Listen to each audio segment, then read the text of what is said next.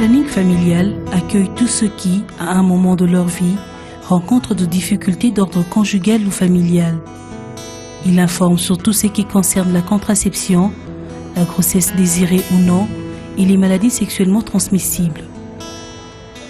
La planification familiale, en termes simples, c'est la programmation de la survenue des grossesses, tout en respectant un intervalle entre deux enfants, cet intervalle qui est de 2 à 3 ans, et en tenant compte de la santé de la mère qui doit porter ses grossesses. Bien sûr, du revenu familial parce qu'il faut prendre les enfants en charge. C'est le meilleur facteur du développement de tout un pays. Il n'y a pas tellement les inconvénients, tandis que ça nous rend quand même la vie bien pour diriger quand même notre façon de vivre.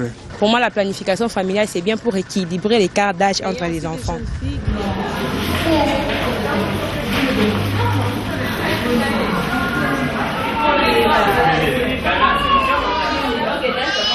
Les avantages sont considérables.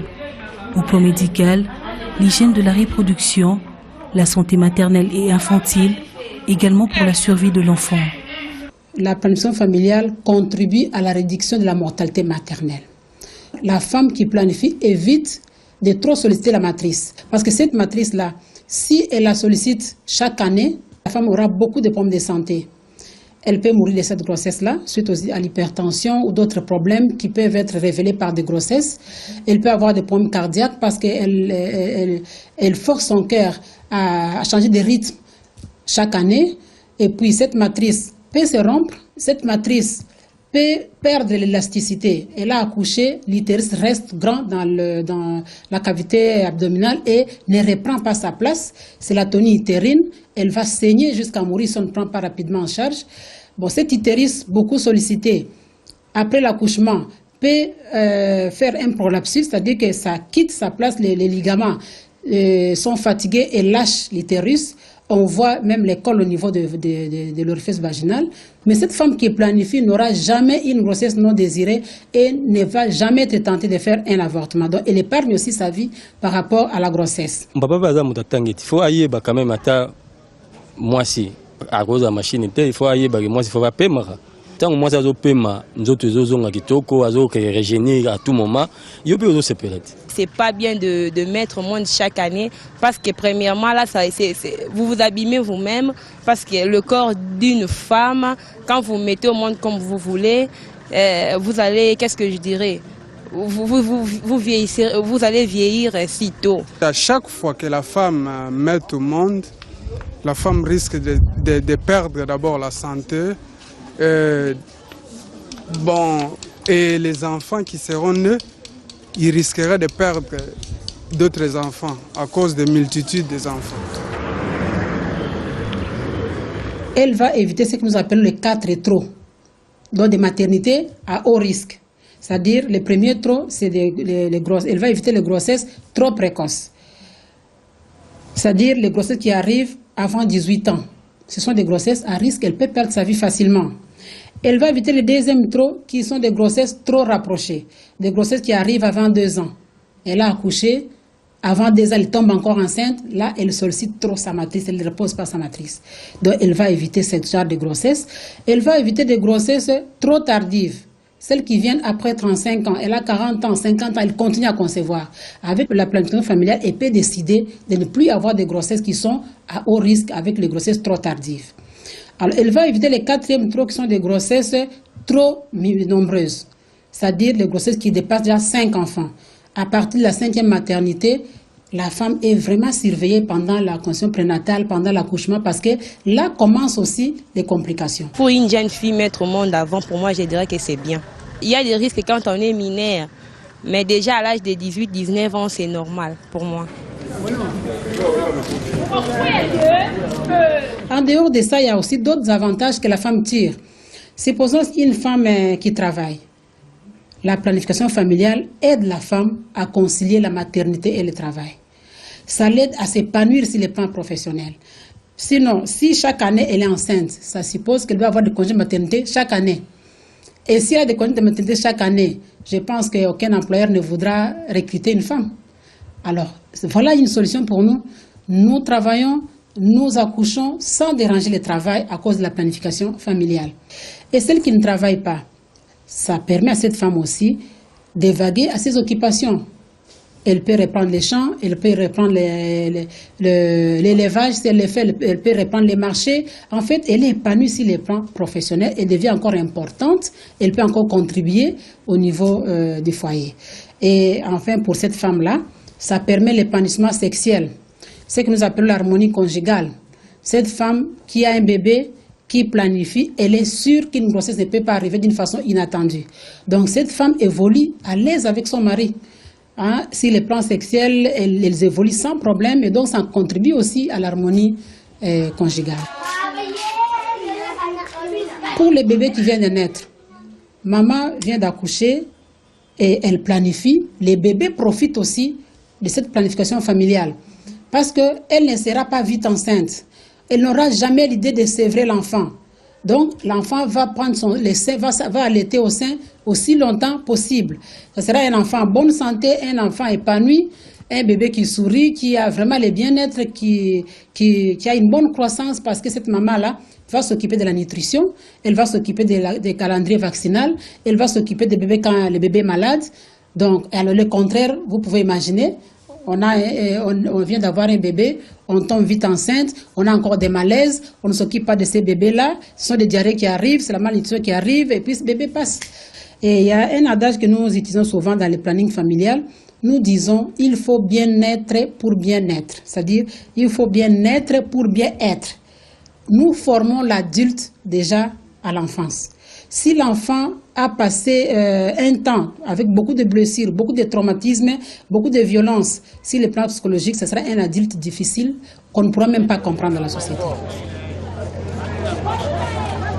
Par rapport au papa, maman planifie, il n'y a pas une grossesse qui arrive d'une façon inattendue, bébé évolue normalement, les enfants évoluent normalement, papa aussi bénéficie de la santé mentale. On a dit pour qu'une personne soit en bonne santé, il y a le bien-être mental, physique et social. Alors, le mental de papa sera vraiment intact. On va faire l'intégralité mentale de papa. Supposons qu'une femme annonce une grossesse non attendue à son mari. Facilement, la femme annonce, mais le mari regrette. Mais ces remords du mari ne s'arrêtent pas là. Il continue à penser à cette grossesse. Il continue à penser encore comment il va faire la laïette. Si la femme est toujours malade pendant la grossesse, il continue encore à penser à toutes ses dépenses. Et ça diminue même la productivité du mari au niveau du travail. On a connu les maris qui ont fait des accidents, qui travaillent dans des ateliers, qui ont fait des accidents, qui se sont coupés les doigts parce qu'ils pensaient à cette annonce qu'on lui a fait la nuit parce qu'on est enceinte. Donc, ça diminue la productivité des papas. Ça peut même aller, ces regrets peuvent aller facilement à l'hypertension. Donc, papa peut faire des crises hypertensives parce qu'il pense à une grossesse qu'il n'a pas attendue.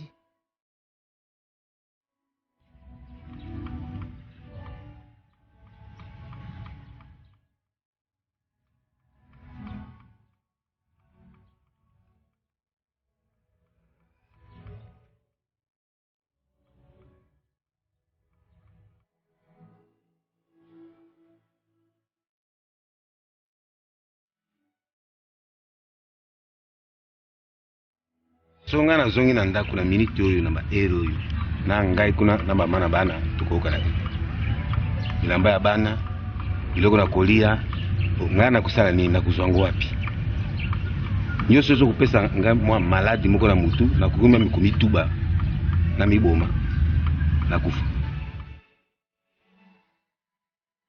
Par rapport à la famille, peut-être qu'avant que maman n'accouche, elle avait d'autres enfants. Et quand on est enceinte, avec toutes les malaises, avec toutes les modifications que nous avons, nous ne pouvons pas peut-être prendre en charge totalement nos enfants. Maintenant, on a accouché, nous planifions pour l'intérêt aussi de nos enfants.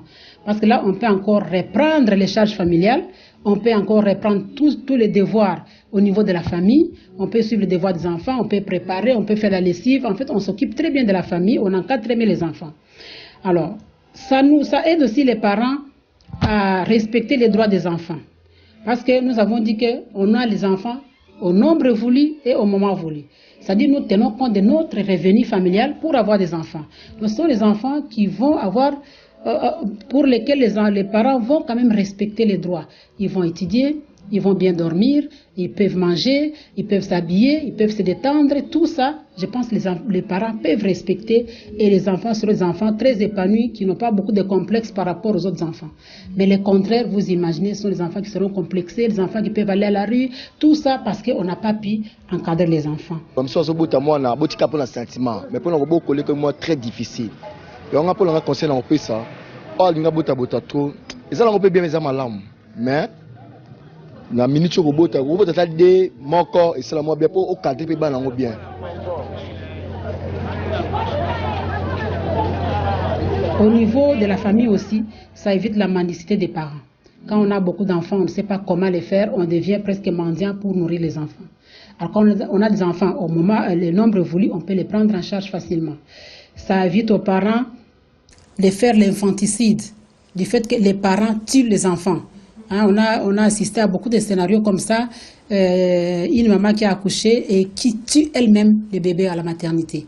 Parce qu'elle ne voit pas où elle va partir avec ses bébés, la simple raison.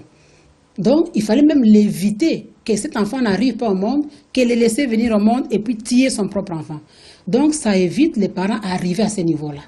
Et ça nous évite aussi d'abandonner les enfants, de jeter les bébés dans les poubelles, d'abandonner les enfants dans les maternités. Tout ça, quand on planifie, on ne va jamais abandonner les bébés. Parce que c'est un bébé qu'on a attendu.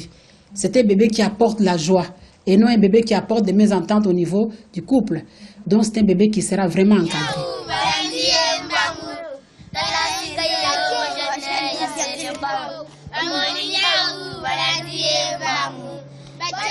Le planning familial est un moyen efficace destiné à contrôler l'importance de la population. Nous savons que la famille, c'est la cellule de base d'une communauté. Si chaque famille encadre les enfants, si chaque famille a le bien-être, je pense que toute la communauté aura le bien-être automatiquement. Et si chaque famille peut encadrer les enfants suffisamment, je pense que la communauté va bénéficier d'une population de qualité. Parce que la population, ce n'est pas seulement les chiffres, hein, mais la qualité des personnes qui constituent cette communauté-là. Donc, si un pays met vraiment les énergies sur la planification familiale, met un bon programme sur la planification familiale au niveau de toute la communauté, le pays va bénéficier automatiquement d'une population qui va reconstruire et non qui va détruire. Ça profite à la communauté d'éviter des phénomènes sociaux comme les koulouna, les enfants de la rue, comme les enfants sorciers, le travail des enfants, la délinquance juvénile. Tout ça, ça va éviter à la communauté facilement. Parce que chaque famille aura encadré les enfants. Et donc, on n'aura pas des enfants dans la rue. On n'aura pas des enfants qui auront le temps de faire tout un groupe pour aller tuer. On n'aura pas la délinquance. Donc, tout ça, vous voyez que la planification familiale est aussi importante à plusieurs niveaux dans la communauté. Au niveau de la maman qui conçoit et qui accouche, au niveau des bébés qui viennent de naître, au niveau de la famille, au niveau des papas et au niveau de la communauté tout entière. C'est comme ça que j'ai dit au début que la planification familiale, c'est un facteur de développement communautaire.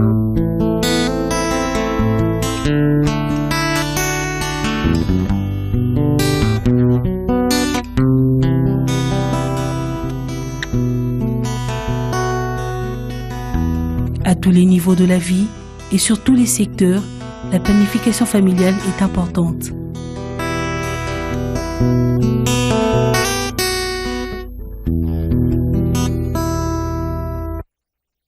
Dimanche sur Bilan.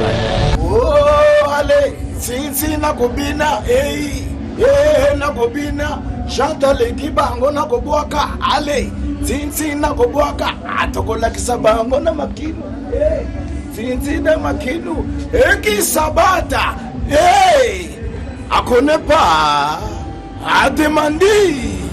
Alors c'est dimanche avec Papi Mboma, 14h, donc ne sapez pas.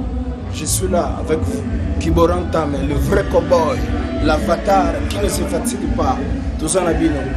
Awana se moka kitokwe, ofanina yango salama yele.